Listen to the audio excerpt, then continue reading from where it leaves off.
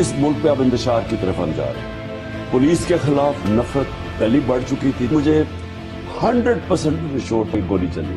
मैंने देखा लोगों ने पिस्टल रखे हुए थे, तो मुझे खौफ हो गया कि अब अगला स्टेप ये है कि यह इंतशार होगा। ये अजाइम सिर्फ और सिर्फ एक दहशतगर्द के होते हैं। ये जो मुसल्ला तहरीक है जिसका गैंग लीडर इमरान खान है, वो मुसल्ला तहरीक इसलिए दहशतगर्दों से ज्यादा खतरनाक है कि उन्होंने सियासी जमात का निकाब अपने चेहरे पे चढ़ाया हुआ है। अगर तुमने दहशतगर्दी करनी है, अगर तुमने फसाद करना है, अगर तुमने फितना करना है, आओ और फिर रियासत पाकिस्तान से अपना मुकाबला करो। बिस्मिल्लाहिर्रहमानिर्रहीम। अस्सलाम वालेकुम नाज़रीन, प्रोग्राम में खुशामदीद कहते हैं। मुल्क की जो सियासी सूरत हाल है वो आपको मालूम है कि इस वक्त जो इत्तेहादी हुकूमत है एक जानिब, और दूसरी जानिब इमरान खान साहब हैं जो कि धरना उन्होंने देना था, यहाँ पे जो एहतजाज उन्होंने की, मार्च की, एक आज़ादी मार्च, लेकिन अनफॉर्चुनेटली वो कामयाब ना हो सके। और अब उनकी कोशिश ये है कि दोबारा से इस्लामाबाद की तरफ जो है वो रुख किया जाए, और इस हवाले से वो सुप्रीम कोर्ट ऑफ पाकिस्तान को अप्रोच करना चाहते हैं, जहाँ से वो इजाज़त हासिल करना चाहते हैं। और लास्ट टाइम भी सुप्रीम कोर्ट ने उनको जो एक डिसीजन आया था, एक जगह उनको बताई थी, लेकिन उन्होंने उसकी वायलेशन की। लेकिन जब गवर्नमेंट सुप्रीम कोर्ट के पास गई तो उस हवाले से सुप्रीम कोर्ट ने कोई इमरान खान साहब के ख़िलाफ़ जो है कार्रवाई उस तरह से ना की। आज हमने देखा कि इंटीरियर मिनिस्टर ने प्रेस कॉन्फ्रेंस की है, जिसमें उन्होंने बताया है कि काबीना को सारा ब्रीफ किया गया था ये सारे मामले के हवाले से, और वहाँ पे ये फैसला किया गया है कि इमरान खान साहब और जो चीफ मिनिस्टर KP हैं, उनके हमारे पास स्टेटमेंट्स मौजूद हैं कि वो एक फितना और फसाद जो है वो मुल्क के अंदर फैलाना चाहते हैं, इंस्टेबिलिटी पैदा करना चाहते हैं। और ज़ाहिर है कि इंस्टेबिलिटी, सियासी अदम इस्तेहकाम जो है वो हमारी मईशत के लिए ज़हर कातल की तरह है। और उन्होंने कहा कि अगर एविडेंस की ज़रूरत पड़ेगी तो हमारे पास तमाम ऑडियो जो है उनकी गुफ्तगू की सारा कुछ हमारे पास मौजूद है, हम किसी सूरत भी उनको दोबारा नहीं निकलने देंगे। और अगर सुप्रीम कोर्ट के पास हमें जाना पड़ा तो हम सुप्रीम कोर्ट को जाके ये सारा एविडेंस जो है वो हम देंगे। सो इस सूरत हाल के अंदर जो मईशत का चैलेंज है वो ज़्यादा बढ़ जाता है। गवर्नमेंट ने अभी हाल ही में पेट्रोलियम प्राइसेस जो है उनमें इजाफा किया 30 रुपये का, और ज़ाहिर है कि पिछली गवर्नमेंट ने उसको फ्रीज़ कर दिया था, मुंजमद कर दिया था उन प्राइसेस को। इस वक्त जो इंटरनेशनल मार्केट के अंदर जो प्राइस है क्रूड ऑयल जो है उसकी, वो तकरीबन $118 तक पहुंच चुका है, और बाज़ जगहों के ऊपर $124 भी फ़रोख्त हो रहा है। इस तनाजुर में ज़ाहिर है कि पाकिस्तान चूँकि इम्पोर्ट करता है पेट्रोलियम प्रोडक्ट्स, और ख़ासकर LNG भी इम्पोर्ट करता है, तो वो फिर पाकिस्तान के लिए ये तमाम जो मसनूआत हैं, ख़ासकर पेट्रोलियम मसनूआत जो हैं वो महंगी आती हैं, तो वो हुकूमत जो है उसके लिए काफ़ी मुश्किल हो जाता है।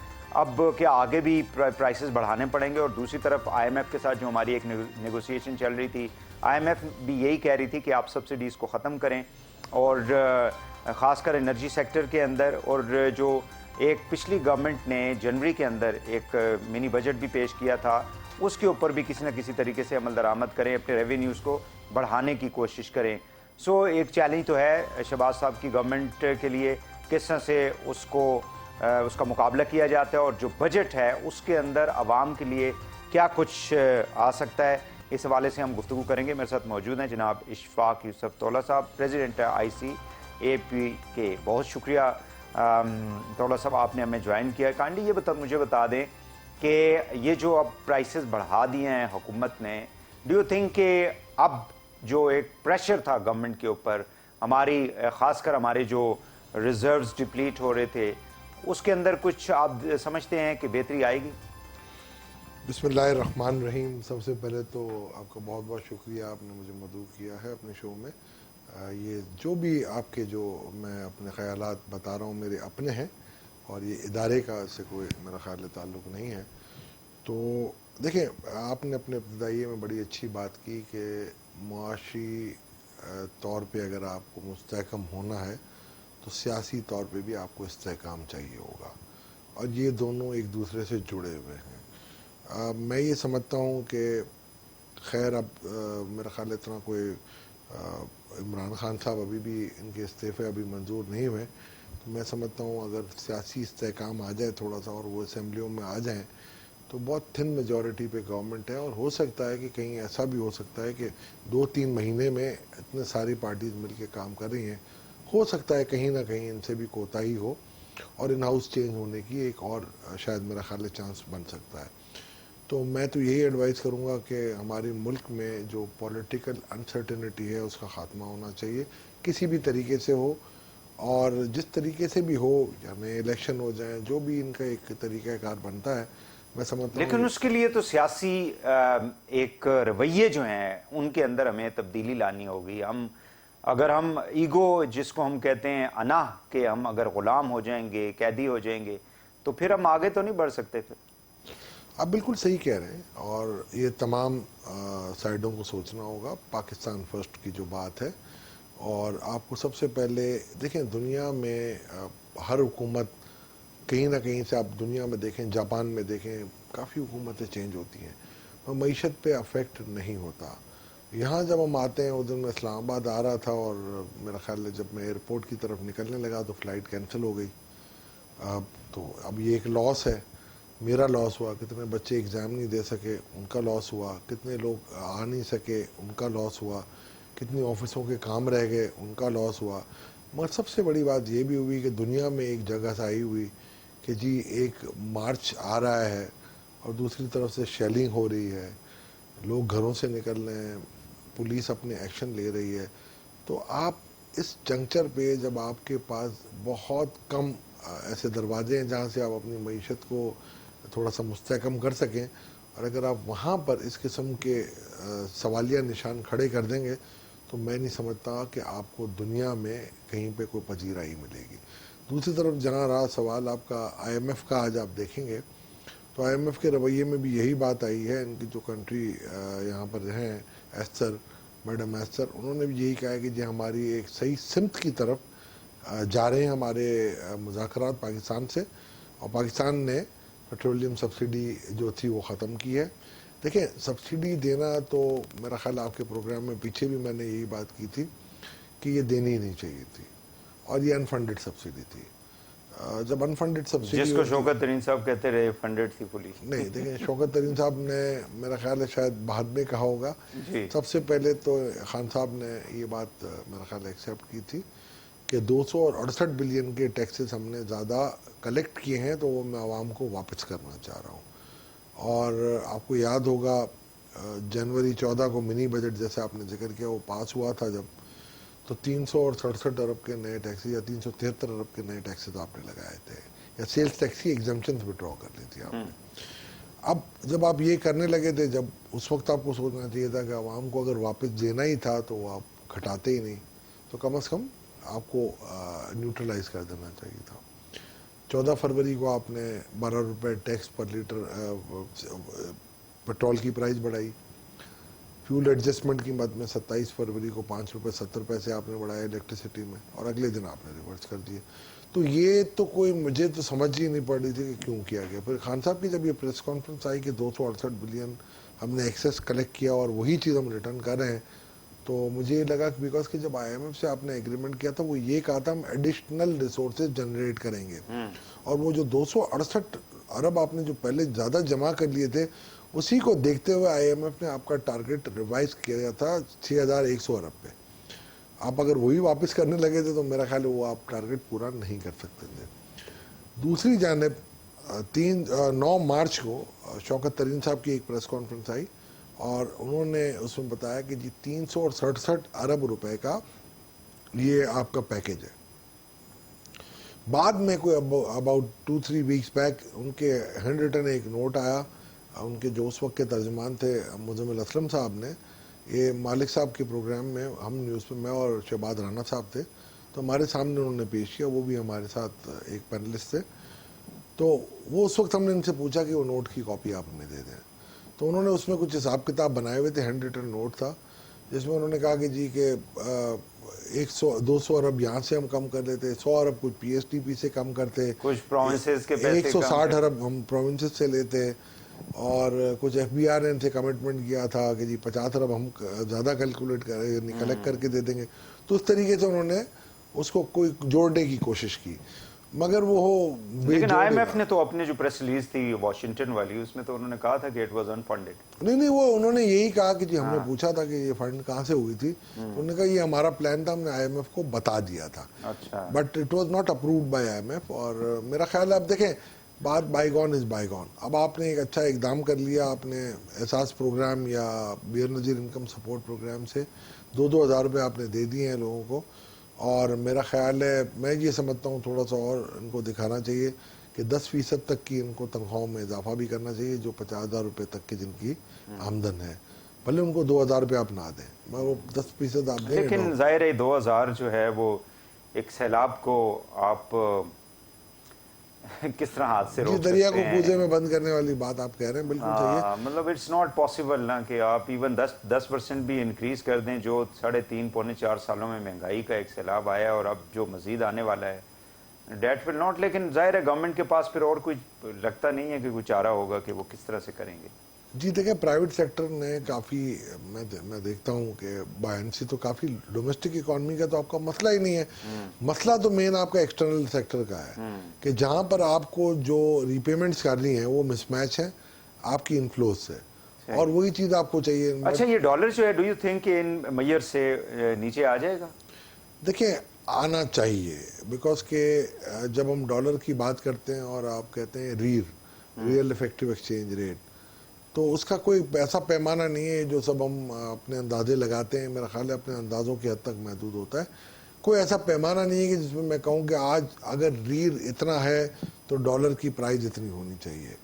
ریر آپ کا 2010 کے انڈیکس پہ محیط ہے, یہ آج کا کوئی لیٹسٹ انڈیکس نہیں ہے.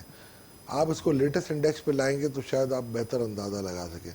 IMF کے پاس یا اسٹیٹ بینک کے پاس ایسے بالکل سافٹ ویئرز ہیں اور یہ کیلکولیشن کر سکتے ہیں. جو میرا اندازہ ہے 175-176 سے اوپر ڈالر نہیں ہونا چاہیے. یہ سارا جو ابھی چل رہا ہے یہ ایک آپ کی اسپیکولیشن ہے. اگلے ایک مہینے ڈیڑھ میں یہ کچھ نیچے آ جائے گا, 175 تک آ جائے گا. دیکھیں اگر آپ کی اسٹیبلٹی رہتی ہے, معاشی اسٹیبلٹی رہتی ہے, تو آپ کی جو پولیٹیکل سرٹنٹی کے ساتھ اٹیچ ہے. اگر پولیٹیکلی آپ اسٹیبل رہتے ہیں اور کوئی اور بڑی گڑبڑ نہیں ہوتی. اور اگر IMF کے ساتھ نیگوسیشنز ہماری کامیاب ہو جاتی ہیں تو کب تک وہ ریلیز کرے گا جو پیسے انہوں نے کرنے ہیں $1 بلین؟ اب تو آپ ان کا سٹاف لیول ایگریمنٹ اگر آپ کرتے ہیں تو اس کے بعد وہ رپورٹ بنا کے اپنے بورڈ کو دیتے ہیں. ٹھیک ہے, بورڈ کی میٹنگ میں وہ اپروو ہو جاتا ہے. میرا خیال ہے وہ تو بورڈ کی میٹنگ اتنا کوئی بڑا مسئلہ نہیں ہوتا. اور پہلے بھی آپ نے دیکھا ہوگا کہ بعض اوقات یہ ہوتا تھا کہ ہمیں ایک ڈیڈ تو اس پروسیس میں مہینہ ڈیڑھ لگ سکتا ہے یا نہیں؟ ہو سکتا ہے اس سے کم میں بھی ہو جائے. اچھا, تو اگر وہ دے دیتے ہیں تو پھر جو فرینڈلی کنٹریز ہیں جن سے ہم کو ایکسپیکٹ کر رہے ہیں, یہ سارا ملا کے پھر کچھ ہماری جو سویل کر جائیں گے ہماری جو فارن ریزروز ہیں. جی وہ کر بھی جائیں گے, مگر دیکھیں نا میں آپ کو ایک بات یہ بھی کہتا ہوں کہ آپ اس وقت جو حالات ہیں, یہ میرے پرسنل خیالات ہیں جی, کہ لوگوں کے پاس کافی کیش ڈالرز پڑے ہوئے ہیں, اور ابھی بھی جو اسپیکولیشن ہوئی ہے اور یہ ان اکاؤنٹڈ فار ہوتی ہے. لیکن ان کو نکالے گا کون اگر پڑے بھی ہیں؟ میں آپ کو یہی کہہ رہا ہوں جی, آپ کو ان کو ایک سوئفٹ وے میں ان کو آپ کو ایگزٹ دینا پڑے گا, اور آپ کو ان کو کیش ڈالر ایمنسٹی دینی پڑے گی. اچھا, کہ آپ جو بھی دینا چاہتا ہے ایک آپ فکس کر لیں کہ نو کوشچنز آسک ہوں گے انلیس کہ کوئی ٹیررزم کی منی یا ڈرگ کی منی نہیں ہونی چاہیے. تو آپ ان کو دے دیں, ایک ریٹ دے دیں گے, یار چلو آج میرے پاس ریر کے حساب سے اتنا بنتا آپ مجھے دے دو, نو کوشچنز آسک. اور آپ ان کو جب دیں گے تو آپ کی معیشت پہ بھی ایک اچھا اثر پڑے گا. مگر اب یہ ہے بولڈ ایکشنز ہیں. تو وہ کتنا ہوگا, کوئی مطلب رفلی کتنے پیسے؟ میں اندازہ تو نہیں, 180 لے لیں آپ, 185 لے لیں, تو $2-3 بلین اگر آپ کے پاس آ جاتے ہیں تو وہ آپ کے اپنے ہوں گے. ٹھیک, لیکن RDA اس وقت جو آپ کے پاس ہے وہ آپ کے پاس صرف ٹیمپریری لون ہے. اور RDA میں بھی دیکھیں پچھلے مہینے میں $245 ملین آیا ہے, اس سے پچھلے مہینے میں 250 آیا تھا. تو RDA بھی میرا خیال ہے سکسیسفلی جا رہا ہے. اور وہ جو خیال تھا کہ جی پولیٹیکل ٹرم آئل کے ساتھ شاید اس کا انفلو کی بجائے آؤٹ فلو زیادہ ہو جائے گا, تو میرا خیال ہے وہ بالکل ایسا کوئی نہیں رہا. آپ کے ریمیٹنسز بھی آئے کیونکہ یہ عید کا مہینہ تھا, تو اپریل میں آپ کے ریمیٹنسز بھی اچھے آئے. ٹھیک ہے. اشفاق صاحب مجھے یہ بتا دیں آخری کویسچن کہ امپورٹس ہم نے بین کی کچھ پروڈکٹس کے اوپر حکومت نے, اور اب سننے میں یہ آ رہا ہے کہ کچھ جو اس کے اوپر پابندیاں لگائی تھی وہ انہوں نے وڈرا کر لی ہیں. So do you think this is a correct decision? نہیں، وہ دیکھیں انہوں نے را مٹیریل پہ کیا ہے. اچھا. را مٹیریل دیکھیں کچھ دو چیزیں ایسی ہیں. ایک را مٹیریل تو ایسا ہوتا ہے جو آپ کو لوکل کنزمپشن کے لیے چاہیے اور باہر سے امپورٹ ہوتا ہے, لوکل نہیں ملتا آپ کو, تو وہ تو آپ کو کرنا پڑے گا نا, ورنہ آپ جو لوکل پروڈکشن ہے آپ کی وہ قید پہ آ جائے گی. دوسرا را مٹیریل وہ بھی ہوتا ہے کہ جو آپ کو فردر ایکسپورٹ کے لیے بھی چاہیے ہوتا ہے.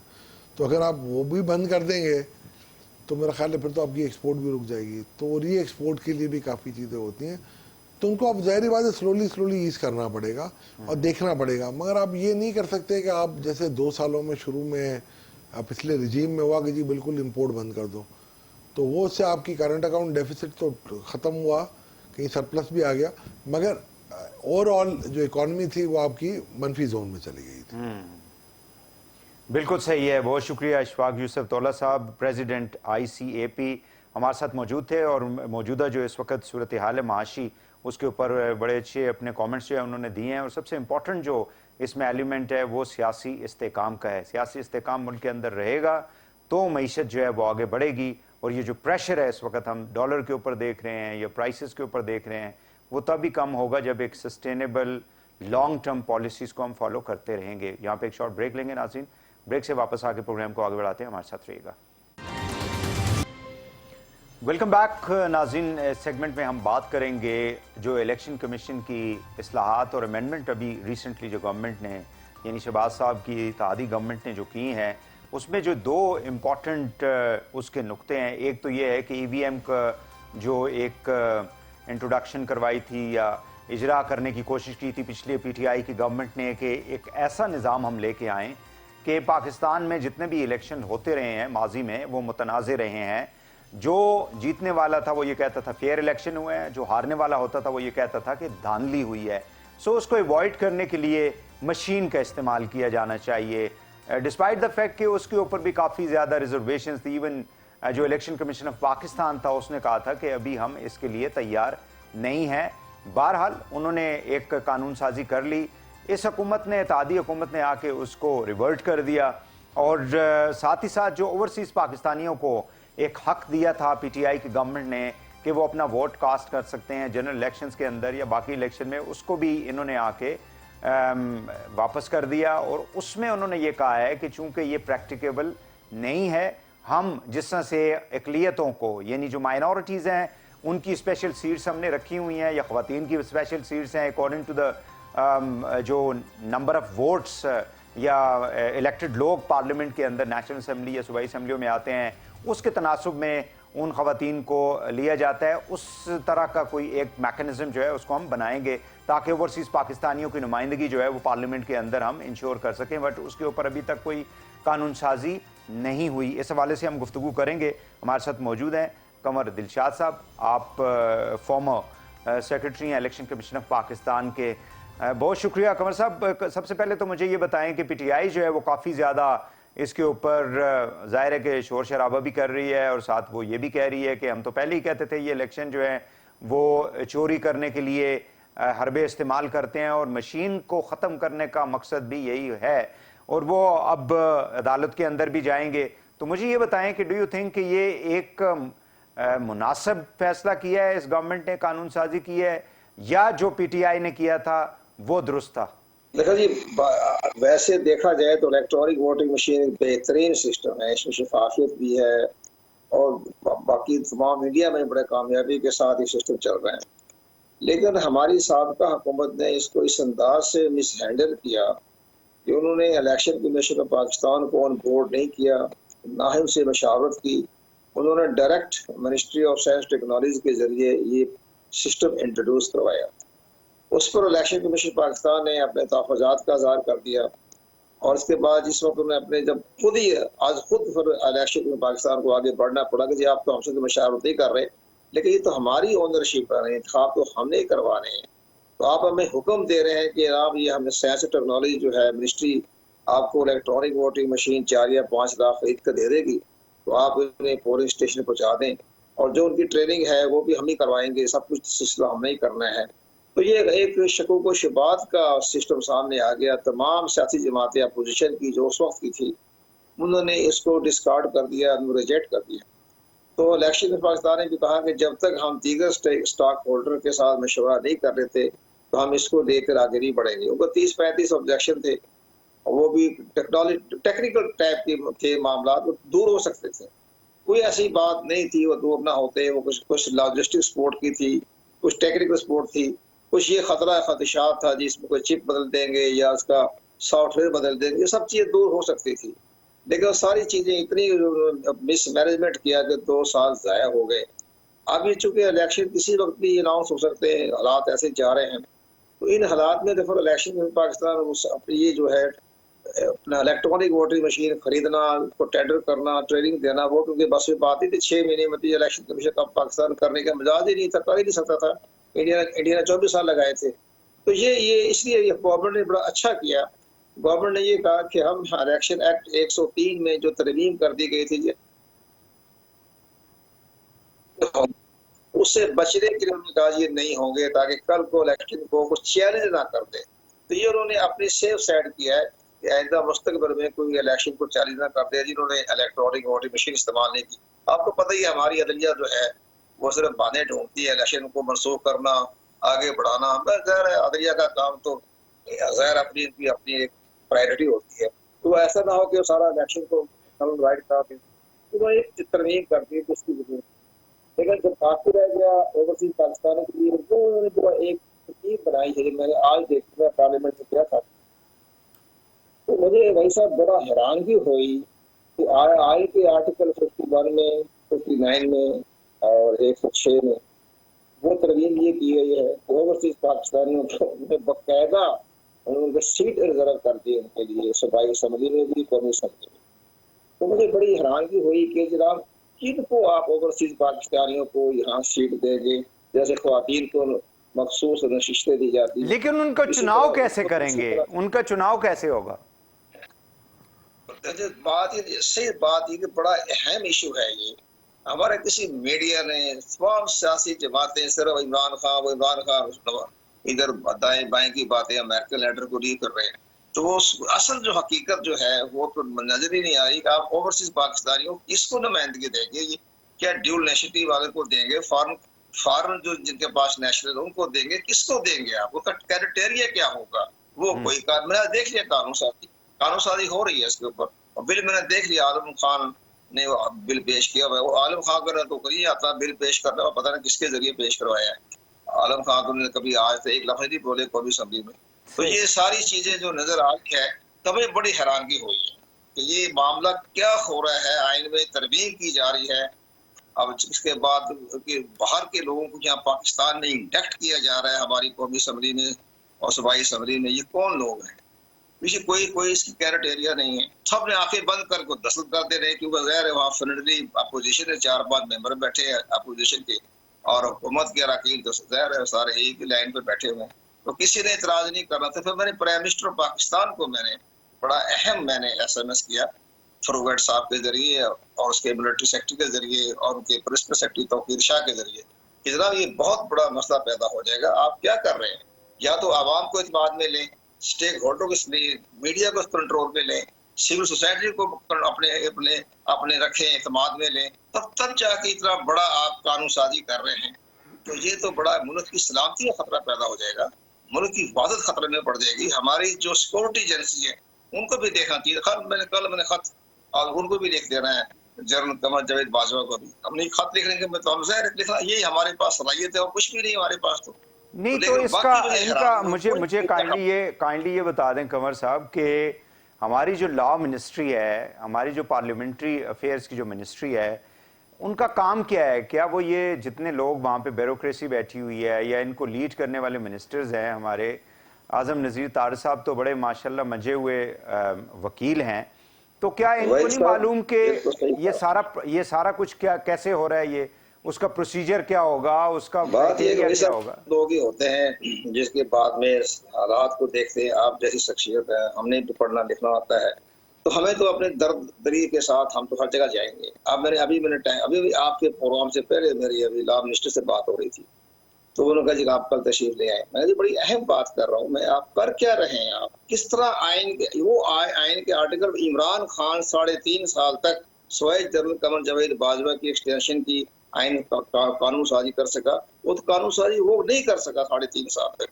تو آپ نے جمعہ بازار لگا دیا قانون سازی کرنے کا, تو آپ کو سارے آئین کے تمام ڈھانچہ تبدیل کر رہے ہیں, جو مرضی اس کے اندر کر دی, تو پوچھنے والا کو نہیں, راجہ ریاض کو کیا پتا کس انداز سے مخالفت کی جاتی ہے, کیا بات کی جاتی ہے. سب سے بڑا ظلم اس پاکستان پہ یہ ہوا عوام پر, 4.5 کروڑ ووٹرز کو کہ جو ہے جذبات کو انہوں نے مجروح کر دیا. عمران خان نے 131 ممبر قومی اسمبلی میں استعفیٰ دے کے باہر بیٹھ گئے. بھی آپ اندر قومی اسمبلی میں ہوتے تو اس طرح کی جو حرکتیں ہو رہی ہیں وہ نہ ہونے دیتے, احتجاج کرتے, ریکویسٹ کرتے, واک آؤٹ کرتے, بائیک آؤٹ کرتے, تو عوام کو پتہ چلتا یہ بات ہو رہی ہے. لیکن وہ تو اپنے آرام سے گھر بیٹھ گئے.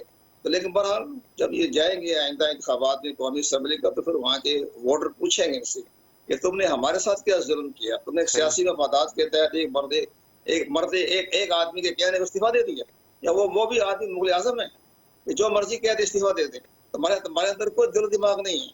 لیکن بہرحال استعفیٰ دے گھر بیٹھ گئے اور 131 چلے گئے پوری اسمبلی. ٹھیک ہے, اب مجھے قمر صاحب مجھے کائنڈلی یہ بتا دیں کہ اوورسیز پاکستانیوں کا جو مطلب یہ اسپیشل سیٹس جو کریٹ کر رہے ہیں صوبائی اسمبلیوں میں بھی قومی اسمبلی میں بھی, اس کا کیا طریقہ کار ہونا چاہیے؟ مڈل ایسٹ کے اندر تو آپ کو پتہ ہے کہ وہاں پہ تو یہ پولیٹیکل ایکٹیویٹیز کو کرنے ہی نہیں دیتے, ان ممالک کا اپنا ایک سسٹم ہے. باقی یورپ کے اندر, امریکہ کے اندر, وہ ہر سٹیٹ میں دور دور پاکستانی جو ہے وہ مقیم ہیں, اس کا کیا طریقہ کار ہوگا؟ سیاسی جماعتیں کس طرح سے ان کو منتخب کریں گی؟ اوورسیز پاکستانی ہمارے بڑے وطن پاکستانی ہیں, لیکن ہم ان سے گزارش کر رہے ہیں کہ آپ بڑے دعویٰ کر رہے ہیں, عمران خان بار بار دعوے کر رہے ہیں کہ جناب 31 ارب ڈالر آئے ہیں, تو جناب کدھر 31 ارب ڈالر آئے ہیں؟ تو آپ 1 ارب کی زمین سے خوشامدید کر رہے ہیں IMF کے ساتھ, تو کدھر گیا 31 ارب ڈالر جو بار بار کہہ رہے ہیں کہ جنہوں نے پچھلے مہینے 31 ارب ڈالر بھیجا ہے, کدھر گیا پیسہ؟ یہ دراصل اپنے تھوڑا بہت پیسہ انہوں نے بھیجا ہے ڈالر والروں کے شکل میں, ان کے بچے ہیں, والدین ہیں, جائیدادیں خریدی ہوئی ہیں, انہیں پاکستان کے لیے تو نہیں بھیجا نا, وہ تو اپنے خاندان کے لیے بھیجا نا پیسہ. اور دوسری بات یہ کہ انڈیا جیسا ملک, اتنی فرسٹ ورلڈ ڈیموکریسی, وہاں اجازت نہیں ہے کہ ان کے لیے کوئی ووٹ کاسٹ کرنا چاہتے ہیں اپنے ملک میں آئیں, کانسٹیٹیوشن ووٹ کاسٹ کریں, چلے جائیں. وہی اس کا لیے قانون سازی نہیں ہے کہ آپ ان کے لیے سیٹیں دے رہے ہیں, ان کو باقاعدہ ہار پڑھائے جا رہے ہیں کہ پتہ نہیں کیا خدمت کر رہے ہیں, ہماری کیا خدمت کر رہے ہیں, اپنے والدین کی بچوں کی خدمت کر رہے ہیں. وہ تو لازمی بات ہے, پیسے جو گئے ہیں پیسے بھیجیں گے.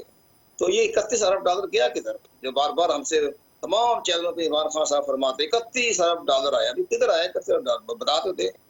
وہ تو ایک ارب کی محنتیں خوشامدید کر رہے ہیں, کبھی سعودی عرب کی محنتیں خوشامدید کر رہے ہیں, کبھی UAE کی محنتیں خوشامدید کر رہے ہیں. تو یہ ساری چیزیں باقی ہواؤں میں ہے. دنیا میں کسی جگہ بھی اوورسیزوں کو ووٹ کاسٹ کرنے کا دنیا میں کہیں بھی سسٹم نہیں ہے. یہ پاکستان میں سلسلہ جو ہے یہ پولیٹیکل بنایا ہوا ہے. بہت شکریہ قمر دلشاد صاحب ہمارے ساتھ تھے, former secretary election commission of Pakistan, اور اپنا ویو جو ہے وہ دیا ہے خاص کر EVM اور اوورسیز پاکستانیوں کے حوالے سے جو امینڈمنٹ کی ہے موجودہ حکومت نے, یعنی اس کو ریورٹ کر دیا, اور وہ کہتے ہیں کہ اسپیشل سیٹس جو ہیں وہ اوورسیز پاکستانیوں کے لیے مختص کی جائیں گی. یہاں پہ ایک اور شارٹ بریک لیتے ہیں, واپس آ کے ہم پروگرام کو آگے بڑھائیں گے, ہمارے ساتھ رہیے گا. Welcome back.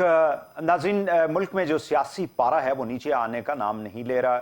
ایک طرف عمران خان صاحب کھڑے ہیں, پہلے انہوں نے ایک اٹیمپٹ کر لی ہے, 25 مئی کو اسلام آباد آئے تھے, لانگ مارچ کی تھی, ڈی چوک انہوں نے پہنچنا تھا, لیکن شارٹ آف ڈی چوک وہ واپس چلے گئے. اور اب وہ جو ایکسپلینیشنز دے رہے ہیں وہ یہی دے رہے ہیں کہ اگر ہم آگے چلے جاتے تو بہت زیادہ نقصان ہونا تھا ملک کا, کافی جانیں جو ہیں وہ ضائع ہو جاتی. اور ایک انٹرویو میں انہوں نے محیط پیرزادہ کو بتایا جی کہ ہمارے لوگوں کے پاس بھی کوئی اسلحہ وغیرہ, یعنی پسٹل کی انہوں نے بات کی ہے اپنے انٹرویو کے اندر کہ وہ تھے. سو اٹ مینس کہ ان کے جو مارچ کرنے والے ورکرز تھے یا لوگ تھے یا سپورٹر تھے, ان کے پاس اسلحہ موجود تھا, جس کی آج ایک پریس کانفرنس کی ہے.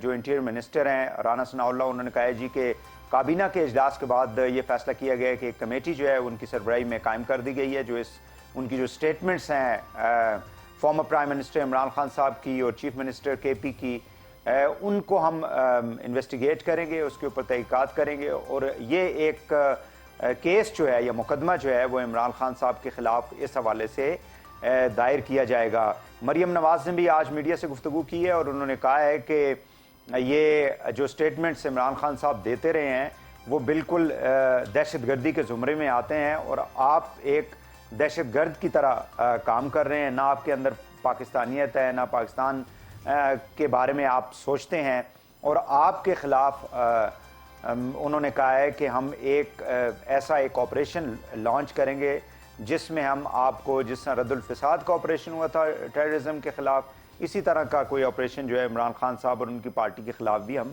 شروع کریں گے۔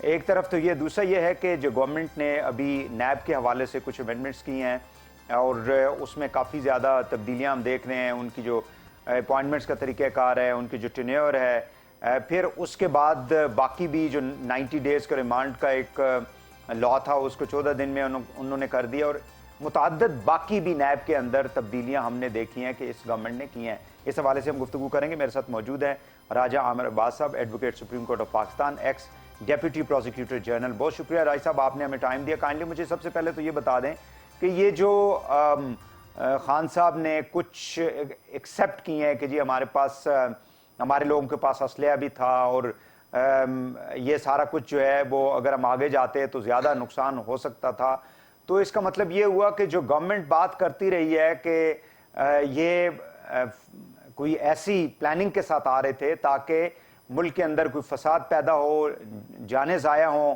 اور کچھ اس کے اوپر یہ مطلب سیاست کرنا چاہ رہے تھے عمران خان صاحب، اور شارٹ آف دا ڈی چوک وہ واپس چلے گئے، اور اب وہ ساری باتیں سامنے آ رہی ہیں۔ اور دوسری طرف چیف منسٹر نے بھی یہ کہا ہے کہ پوری فورس جو ہے کے پی کی وہ عمران خان صاحب کے ساتھ ہے اور وہ ان کے ساتھ کھڑی رہے گی، اور مارچ اگر ہوا تو ان کا تعاون کرے گی ان کے ساتھ۔ تو آپ ان سٹیٹمنٹس کو اور جو رانا صاحب جو بات کر رہے ہیں اس کو کیسے آپ ایویلیویٹ کرتے ہیں؟ دیکھیے، مجھے تو انتہائی افسوس ہوا کہ اگر آپ دیکھیں گے کہ جب یہ لانگ مارچ سے 1 اور 2 شب پہلے اگر وہ راتیں آپ دیکھیں تو کس طریقے سے لوگوں کو ایک پولیٹیکل وکٹمائزیشن کے ٹول کے طور پہ اریسٹ کیے گئے، چادر اور چار دیواری کا قطعاً خیال نہیں رکھا گیا۔ آپ کے پاس فوٹنگز موجود ہیں۔ ہماری اپنی ایک ایکس جو جج تھی ڈاکٹر ناصرہ اقبال، اتنی سینئر، اتنی وہ جو کہتے ہیں کہ آنریبل لیڈی، ان کے گھر پہ رات کو گئے، ریڈ کیے، ایک خاتون کو رات کو 2-3 بجے ڈسٹرب کیا، اسی طریقے سے متعدد اور لوگوں کو انہوں نے ریڈ کیا۔ اس کے بعد ہم دیکھتے ہیں کہ جی جو سپریم کورٹ نے آرڈر دیا کہ جناب یہ جو لانگ مارچ ہے، جو آئین کا آرٹیکل 15 ہے، 16 ہے، 17 ہے، وہ کہتا ہے freedom of association, freedom of speech اور ساتھ فریڈم آف موومنٹ۔ ہر پاکستانی کو یہ قانونی طور پہ حق ہے کہ وہ پاکستان میں فریلی موو کر سکتا ہے۔ تو ان تمام آرٹیکلز کو مد نظر رکھتے ہوئے یہ سپریم کورٹ کا آرڈر تھا کہ آپ کسی قسم کے بلاکیٹس نہیں لگائیں گے، آپ کسی قسم کا لوگوں کو ان نیسیسری تنگ نہیں کریں گے۔ آپ نے دیکھا پنجاب میں کس طریقے سے، لاہور میں دیکھا آپ نے، پھر آپ نے کراچی میں دیکھا کس انداز میں لوگوں کے اوپر آنسو گیس، ٹیئر گیس، اور اگر اسلام آباد کی بات کرتے ہیں تو آپ کے علم میں ہے، ہم سب نے وہ فوٹیجز دیکھی۔ We can not close our eyes to what the media is showing کہ جناب کیسے وہ بچے تھے، بزرگ تھے، ایون ہینڈی کیپ لوگ تھے، وہ جب آ رہے تھے۔ اور اچھا راج صاحب، مجھے یہ بتائیں کہ جب سپریم کورٹ نے اجازت بھی دے دی عمران خان صاحب کو اور انہوں نے، گورنمنٹ نے ان کو آنے بھی اندر، مطلب اسلام آباد داخل ہونے کے لیے وہ آ گئے، داخل ہو گئے، تو پھر انہوں نے، سپریم کورٹ نے یہ بھی ڈائریکٹیوز دی تھی کہ آپ نے H9 اور G9 کے درمیان جو پارک ہے وہاں پہ جا کے اپنا جو بھی آپ نے احتجاج کرنا ہے، جلسہ کرنا ہے، وہ وہاں پہ کریں۔ لیکن پی ٹی آئی کے جو ورکرز تھے اور عمران خان صاحب نے ڈیسیژن کے بعد یہ کہا جی کہ ہم نے ڈی چوک پہنچنا ہے۔ سو یہ توہین عدالت کے زمرے میں یہ نہیں آتا گو کہ اس کو نپٹا دیا ہے سپریم کورٹ نے اس ایپلیکیشن کو دیا؟ میں موجود تھا اس ہیئرنگ میں، اس ہیئرنگ میں یہی بات ہوئی تھی۔ سب سے پہلے تو حکومت سے پوچھا گیا کہ وہ جو میرے G8 ہے یا H8 ہے، وہاں پہ آپ نے ان کو ایلوکیشن اور وہ فراہم کر دی تھی۔ انہوں نے کہا جی آپ کہیں گے تو اب بھی فراہم کر دیتے ہیں۔ تو ایک تو وہ جگہ انہوں نے فراہم نہیں کی تھی. نمبر 2 انہوں نے کہا کہ جناب اگر ہمیں جو کمیونیکیشن کی بات تھی کہ اگر تو یہ کہا گیا ہے کہ جی ایگزیکٹلی کہ آپ نے ڈی چوک نہیں آنا، تو ہم نے جو اعلان کیے ہوئے تھے ہم ڈی چوک قطعاً نہیں گئے، اور یہ وہ سینٹورس کے پاس سے نہیں، لیکن انہوں نے عمران خان صاحب کے، چونکہ آپ کو تو معلوم ہے ہمارا آفس بھی ڈی چوک کے بالکل قریب ہی ہے، تو لوگ تو وہاں پہ عمران خان صاحب کی، اور پھر ایک گاڑی کے اوپر تو وہ ڈپٹی اسپیکر فارمر جو ہیں سوری صاحب جو ہیں وہ بھی تھے، وہ ورکرز کو لے کے ڈی چوک کی طرف بڑھ رہے تھے. سو وائلیشن تو کی ہے، ظاہر ہے کہ ایک ہجوم تھا، ایک احتجاج تھا، جو بھی تھا، لانگ مارچ تھی. نہیں، وائلیشن اگر ہم اور آپ نہیں ڈیٹرمن کر سکتے. یہ کلپ جو آپ کہہ رہے ہیں نا کہ ان کے اعلانات ہو رہے تھے، یہ اٹارنی جنرل آف پاکستان نے سپریم کورٹ میں چلائے ہیں کہ دیکھیے جی قاسم سوری اعلان کر رہے ہیں، ڈی چوک کی باتیں ہو رہی ہیں، تو سپریم کورٹ نے قطعاً اس کو نظر انداز کیا اور کہا کوئی ایسی بات نہیں، بلکہ ایون اس حد تک بات ہوئی کہ جناب وہ کوئی درختوں کو آگ وغیرہ لگائی ہے، تو سپریم کورٹ نے کہا وہ عوام وہاں پہ بغیر لیڈرشپ کے کھڑی تھی، اور لوگوں کا یہ ایک تاثر ہے کہ جناب اتنی آنسو گیس میں اگر آنسو گیس کے اثر کو ظاہر کرنا ہے تو اگر آپ جھاڑیوں کو یا کسی کو آگ لگاتے ہیں اور وہ جو دھواں ہوتا ہے وہ اس آنسو گیس کے اثر کو ظاہر کرتا ہے. اچھا، جو اسلحہ کیری کر رہے تھے عمران خان صاحب، جس کو انہوں نے خود یعنی مانا ہے، اس کو تسلیم کیا ہے، تو پھر ڈو یو تھنک کہ یہ سارا کچھ اگر کنفرنٹ ہو جاتا ہے اتنا بڑا ہجوم کا ریڈ زون کے اندر داخل ہو کے، تو ظاہر ہے کہ وہ تو پھر عمران خان صاحب نے خود بھی اس چیز کو مانا ہے کہ یہی وجہ تھی کہ ہم نے اپنی یعنی آگے بڑھنے کو ہم نے کال آف کر دیا اور ہم نے اس کو ختم کر دیا تاکہ جانی نقصان نہ ہو.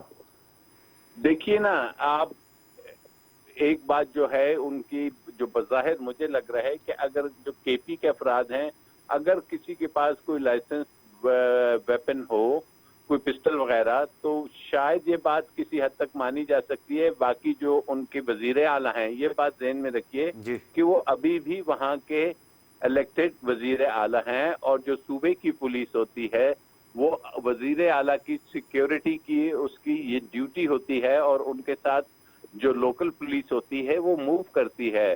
آپ کے علم میں ہے کہ لیکن فیڈرل گورنمنٹ تو یہ امپریشن دے رہی ہے جی کہ جی بی اور کے پی کی جو پولیس تھی اس کو وفاق کے اوپر حملے کے لیے جو ہے وہ عمران خان صاحب اور ان کے چیف منسٹر جو ہیں وہ استعمال کر رہے تھے. دیکھیے یہ قانونی طور پہ وزیر اعلیٰ کے ساتھ موومنٹ ہوتی ہے. آپ نے تو دیکھا وزیر اعلیٰ نے موو بھی نہیں کیا. اس سے پہلے سندھ ہاؤس میں کتنی سندھ کی پولیس آئی ہوئی تھی، اور اس کو چھوڑ دیجیے اسلام آباد میں پنجاب کی اتنی زیادہ پولیس آئی تھی. تو یہ پولیس کاہے کے لیے آئی ہوئی تھی؟ یہ پولیس سپریم کورٹ کے آرڈر کو ماننے کے لیے آئی تھی کہ جس نے کہا تھا کہ آپ نے روکنا نہیں ہے. بات بڑی کلیئر سی ہے کہ جناب عمران خان صاحب نے جو کارڈن آف کیا یا جو واپس گئے، وہ اسی لیے چاہ رہے تھے کہ وہ شیلنگ کے بعد انہوں نے دیکھا کہ اگر آپ کے پیلٹ گن سے کوئی فائرنگ ہوتی ہے یا عوام اتنی چارجڈ ہے، تو خدا نخواستہ اگر وہاں پہ کوئی انسیڈنٹ ہوتا ہے تو فائرنگ کا ایریل کے بعد اگر کوئی ڈائریکٹ فائرنگ ہوتی ہے تو اس میں بچے، عورتیں، بوڑھے، ان میں سے اگر کوئی گر جاتا ہے تو یہ ایک ایسا نقصان ہے کہ جو وہ فیملی ساری زندگی پھر پورا نہیں بالکل کر صحیح ہے، سکتی. بالکل صحیح ہے. اچھا مجھے یہ بتا دیں کہ خان صاحب کا پشاور میں جو انہوں نے اسٹے ان کا ہے، لانگ مارچ سے پہلے تو ایک مطلب ایک نیچرلی اس بات کو مانا جا سکتا تھا کہ وہاں سے ایک بہت بڑا کراؤڈ جو ہے خان صاحب جو 15 لاکھ یا 20 لاکھ یا 25 لاکھ کراؤڈ کی وہ بات کر رہے تھے، اس کو لانے کے لیے تو وہ وہاں پہ رہے اور اس کو لیڈ بھی کیا. بٹ اب ان کا وار ہے نا، حکومت اور حکومتی جو اتحادی جماعتیں وہ یہ کہتے ہیں کہ وہ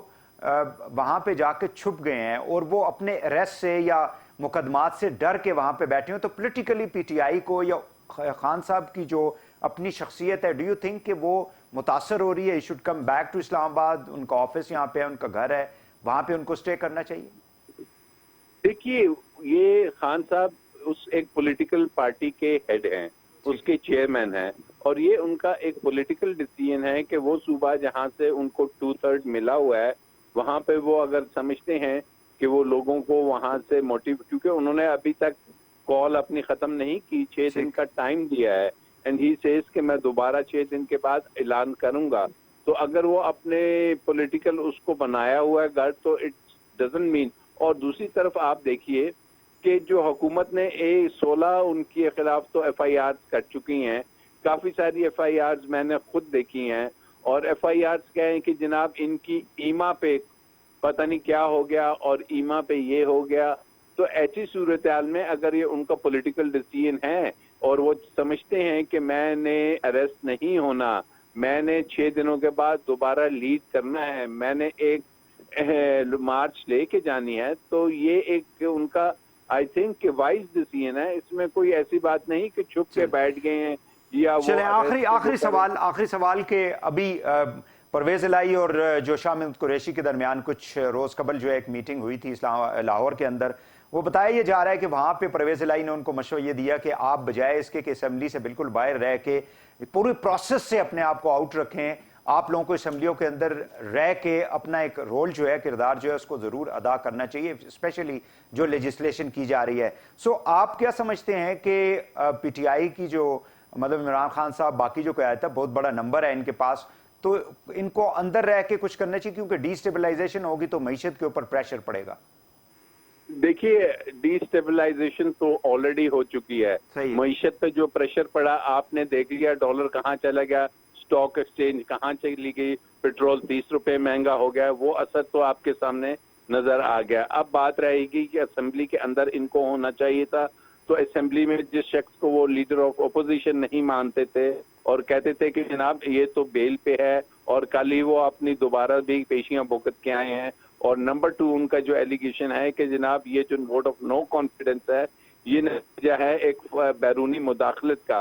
तो अगर वो असेंबली में रहते हैं और उसी शख्स को वजीर आजम मान लेते हैं कि जिसको पे पहली तो एलिगेशन है कि उसके खिलाफ केसेस हैं, नंबर 2 उस पर एलिगेशन है कि वो एक बैरूनी मुदाखलत की वोट ऑफ नो कॉन्फिडेंस के जरिए आए हैं, तो मेरे ख्याल में ये उनको सियासी तौर पे उन्होंने कहा कि हमें ये सूट नहीं करता, और उन्होंने जो डिसीजन लिया है, क्योंकि वो डिसीजन अपना बेस कर रहे हैं कि इतवार की रात जो अवाम निकली थी, वो अवाम उस इमरान खान के पीछे निकली थी कि जो वाकई ही एक नैरेटिव लेके निकला था कि ये तमाम वोट ऑफ नो कॉन्फिडेंस एक बैरूनी साजिश का नतीजा है। तो अगर वो ये लेके वापस जाके असेंबलियों में बैठ के और नेचुरली उनको सियासी तौर पे उनको नुकसान होगा। बहुत शुक्रिया राजा अमर अब्बास साहब, advocate supreme court of Pakistan, farmer x deputy prosecutor general नैब के हवाले से हम अगले प्रोग्राम में बात करेंगे, because we are short of time. नाज़रीन, आज के लिए इतना ही। वहीद हुसैन को प्रोग्राम से इजाज़त दीजिए। अल्लाह हाफिज़।